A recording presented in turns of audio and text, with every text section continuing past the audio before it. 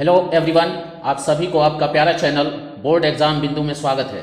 तो प्यारे बच्चों, आज के इस वीडियो में मैं बायोलॉजी का प्रैक्टिस सेट 5 लेकर आया हूं, जो बिहार इंटरमीडिएट एग्जाम के लिए बेहद इंपॉर्टेंट है। तो प्यारे बच्चों, वीडियो को अंत तक जरूर देखें ताकि मानव जनन के सभी वस्तुनिष्ठ प्रश्नों की जानकारी हो सके। और देखने से पहले चैनल को सब्सक्राइब जरूर करें ताकि मोटिवेशन मिलता रहे और हम इस प्रकार के वीडियो आप तक पहुंचाते रहे। और वीडियो को शेयर करना ना भूलें। तो प्यारे बच्चों, वीडियो को स्टार्ट करते हैं। आज का हमारा जो पहला प्रश्न है, देखिए आज का हमारा पहला प्रश्न है, शुक्राणु का संचालन किनके द्वारा होता है? तो शुक्राणु का संचालन किसके द्वारा होता है? ए है एक्रोसोम, बी मध्य भाग, सी शीर्ष, डी पुच्छ। तो इसका करेक्ट आंसर जो होगा वो पुच्छ हो जाएगा।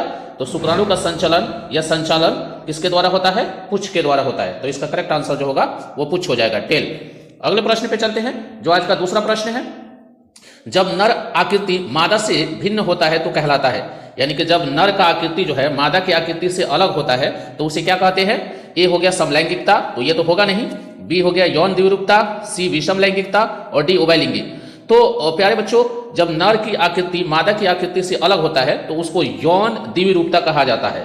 तो इसका करेक्ट आंसर जो होगा वो क्या हो जाएगा? बी हो जाएगा, यौन द्विरूपता। अगले प्रश्न पे चलते हैं, जो आज का तीसरा प्रश्न है। तीसरा प्रश्न क्या है?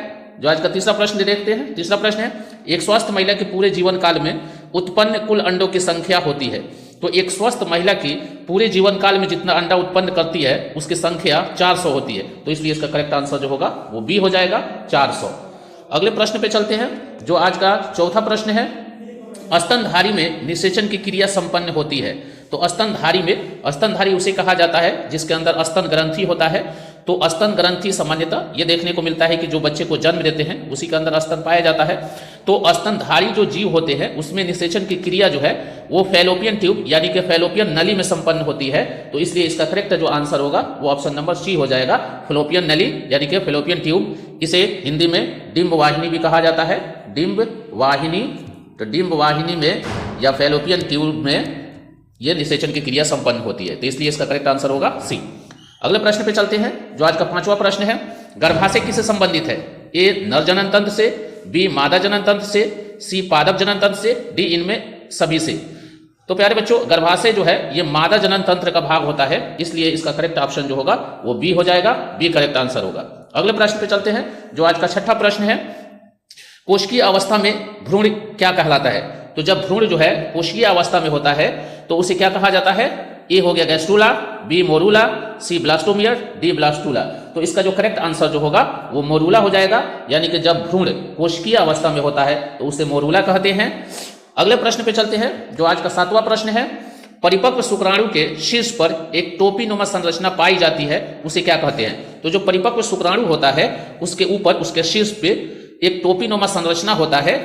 जैसे कि आप देख सकते हैं, ऐसे होता है, जैसे शुक्राणु जो होता है तो ऐसे जो है शुक्राणु, इसका ये टोपीनुमा जो संरचना है उसको क्या कहा जाता है? उसे एक्रोसोम कहा जाता है। इसलिए इसका करेक्ट जो आंसर होगा वो क्या हो जाएगा? Option number A correct answer, acrosome.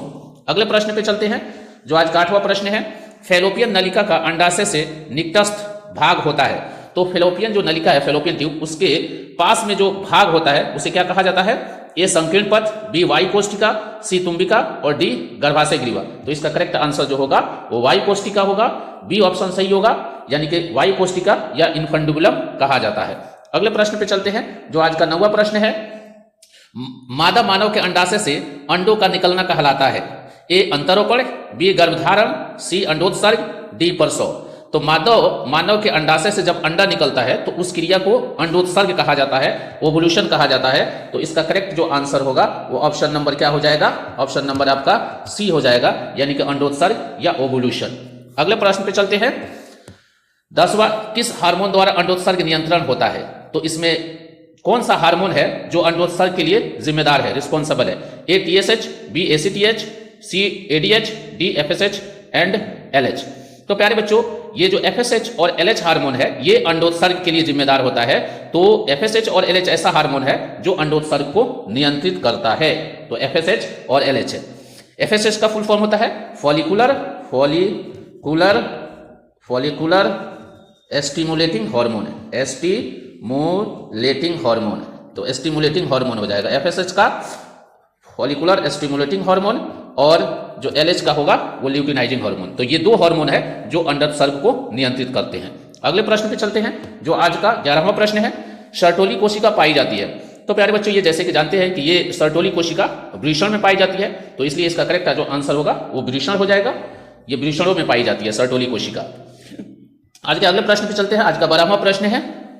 तो प्यारे बच्चों, 12वां प्रश्न पे जाने से पहले प्लीज मेरे चैनल को सब्सक्राइब जरूर करें और इसको अंत तक देखें, अंत तक बने रहे, ताकि मानव जनन की संपूर्ण जानकारी हो सके और इसके जितने भी वस्तुनिष्ठ प्रश्न है उसका ज्ञान हो सके, जो कि आपके एग्जाम के लिए बहुत ही इंपॉर्टेंट है। आज का 12वां प्रश्न देखते हैं। आज का 12वां प्रश्न है, मानव मादा में गर्भ अवधि होता है। तो जो मानव मादा होती है उसमें गर्भ अवधि जो होता है 9 महीने का होता है, इसलिए इसका करेक्ट जो आंसर होगा वो सी हो जाएगा, 9 माह। अगले प्रश्न पे चलते हैं। आज का 13वां प्रश्न है, नर जनन कोशिका शुक्राणु उत्पन्न करता है। तो नर जनन कोशिका शुक्राणु जो उत्पन्न करता है उस क्रिया को क्या कहा जाता है? ए हो गया शुक्राणु जनन, बी हो गया स्पर्मेटिक्स द्वारा, और सी स्पर्मेशन, और डी हो गया इनमें से कोई नहीं। तो इसका करेक्ट आंसर जो होगा शुक्राणु जनन द्वारा, यानी कि ए ऑप्शन आपका सही होगा। अगले प्रश्न पे चलते हैं, जो आज का 14वां प्रश्न है, परिपक्व मादा युग्मक के बनने की क्रिया को, तो जो परिपक्व मादा युग्मक यानी कि अंडाणु जो बनता है उस क्रिया को क्या कहते हैं? उसी को अंड जनन कहा जाता है। यानी कि अंडाणु बनने की जो क्रिया होती है उसी को अंड जनन कहा जाता है। इसलिए इसका करेक्ट जो आंसर होगा वो क्या हो जाएगा? ऑप्शन नंबर आपका ए हो जाएगा, अंड जनन। तो अंड जनन क्रिया द्वारा क्या बनता है? परिपक्व मादा युग्मक यानी कि अंडाणु बनता है। अगले प्रश्न पे चलते हैं, जो आज का जो 15वां प्रश्न है, ग्राफियन पुटक पाए जाते हैं। ए मानव के थायराइड में, बी मादा मानव के अंडाशय में, सी मेढक के अंडाशय में, डी खरगोश के वृषण में। तो इसका जो करेक्ट आंसर जो होगा वो बी हो जाएगा, मादा के अंडाशय में पाया जाता है, इसलिए इसका करेक्ट ऑप्शन जो होगा वो बी हो जाएगा। अगले प्रश्न पे चलते हैं, जो आज का 16वां प्रश्न है, प्रोजेस्टेरोन हार्मोन का श्रवण करता है। यानी कि प्रोजेस्टेरोन हार्मोन है उसका स्राव कौन करता है, कहां से निकलता है? A corpus callosum, B corpus albicans, और सी कॉर्पस लूटियम, डी इनमें कोई नहीं। तो इसका करेक्ट जो आंसर होगा वो कॉर्पस लूटियम हो जाएगा। कॉर्पस लूटियम से प्रोजेस्टेरोन हार्मोन निकलता है। अगले प्रश्न पे चलते हैं। अगले प्रश्न जो आज का 17वां प्रश्न है, गर्भाशय के भीतरी स्तर कहलाता है। तो जैसे कि आप लोग जानते हैं कि गर्भाशय के जो है वो 3 स्तर होता है। तो जो सबसे अंदर का जो स्तर होता है उसको एंडोमेट्रियम कहा जाता है, एंडोमेट्रियम। तो गर्भाशय के अंत स्तर को क्या कहा जाता है? इंडोमेट्रियम कहा जाता है। तो इसलिए इसका करेक्ट जो ऑप्शन होगा वो बी हो जाएगा, यानी कि एंडोमेट्रियम। अगले प्रश्न पे चलते हैं, जो आज का 18वां प्रश्न है, युग्मक के निर्माण को कहते हैं। तो जैसे कि आप लोग जानते हैं कि युग्मक के निर्माण को क्रिया को क्या कहा जाता है? युग्मक जनन। तो इसका करेक्ट जो आंसर होगा क्या होगा? ए हो जाएगा, युग्मक जनन कहा जाता है। यानी कि युग्मकों के निर्माण की क्रिया को युग्मक जनन यानी गैमेटोजेनेसिस कहा जाता है। अगले प्रश्न पे चलते हैं, जो आज का 19वां प्रश्न है, किस जनन परत से रक्त तथा परिवहन तंत्र का उदय होता है? तो इसमें कौन सा परत है जिससे रक्त तथा परिवहन तंत्र का उदय होता है? तो इसका जो करेक्ट आंसर जो होगा वो मेसोडर्म हो जाएगा। जैसे कि आप लोग जानते हैं कि जो भ्रूण बनता है, भ्रूण का निर्माण जब होता है तो उसके बाद उसमें 3 परत बनता है। तो एक होता है एक्टोडर्म, एक होता है मेसोडर्म, एक होता है एंडोडर्म। तो इसमें जो सबसे बाहर होता है एक्टोडर्म, उसके बाद मेसोडर्म, सबसे अंदर वाले परत को एंडोडर्म कहा जाता है। तो रक्त और परिवहन तंत्र का जो उदय होता है वो मेसोडर्म से होता है, इसलिए इसका करेक्ट आंसर जो होगा वो मेसोडर्म हो जाएगा। अगले प्रश्न पे चलते हैं, जो आज का 20वां प्रश्न है, कॉर्पस लूटियम के द्वारा स्रावित होने वाला हार्मोन है। तो कॉर्पस लूटियम के द्वारा कौन सा हार्मोन स्रावित होता है? LH, FSH, प्रोजेस्टेरोन और TSH। तो इसका करेक्ट जो आंसर होगा वो प्रोजेस्टेरोन हो जाएगा। ये प्रोजेस्टेरोन जो हार्मोन है कॉर्पस लूटियम द्वारा स्रावित होता है। अगले प्रश्न पे चलते हैं, जो आज का 21वां प्रश्न है, निम्नांकित में से कौन द्विगुणित संरचना है? तो इसमें से कौन द्विगुणित संरचना है? शुक्राणु, तो ये तो होगा नहीं, ये अगुणित संरचना है। अंडाणु, ये भी अगुणित संरचना है। सी युग्मनज, ये आपका द्विगुणित संरचना है, क्योंकि भ्रूणपोष जो है वो त्रिगुणित संरचना होता है।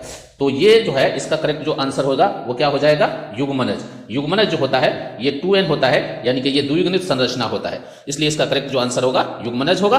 अगले प्रश्न पे चलते हैं, जो आज का 22वां प्रश्न है,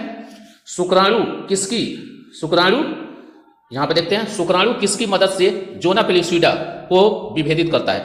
तो जोना पेलिस्यूडा एक अंडाणु का एग का एक लेयर होता है, एक परत होता है जिसमें शुक्राणु घुस जाता है, उसको पार कर जाता है। तो जोना पेलिस्यूडा को विभेदित जो करता है शुक्राणु, तो वो किसके सहायता से करता है, किसके मदद से करता है? तो इसलिए इसका करेक्ट जो आंसर होगा एक्रोसोम के स्राव से करता है। यानी कि शुक्राणु का जो आगे का जो हेड होता है, जो एक्रोसोम होता है, उसमें एक लिक्विड चिपचिपा पदार्थ का स्राव होता है, वही जोना पेलोसिडा को घुला देता है, जिसकी वजह से आसानी से शुक्राणु प्रवेश कर जाता है, विभेदित कर देता है। तो इसलिए इसका करेक्ट जो आंसर होगा वो एक्रोसोम के स्राव हो जाएगा। अगले प्रश्न पे चलते हैं, जो आज का 23वां प्रश्न है। भ्रूण की 16 कोशिकीय अवस्था कहलाती है। तो भ्रूण की कोशिकीय जो अवस्था है उसे क्या कहा जाता है? मोरूला कहा जाता है। इसलिए इसका करेक्ट जो आंसर जो होगा वो ए हो जाएगा। ए करेक्ट आंसर होगा, मोरूला। अगले प्रश्न पे चलते हैं, 24वां प्रश्न। 24वां प्रश्न है, मासिक चक्र के दौरान किस दिन अंडोत्सर्ग होता है? तो मासिक चक्र जैसे कि जानते हैं आप लोग, मासिक चक्र जो है 28 दिन का होता है, 28 से 29 दिन का होता है।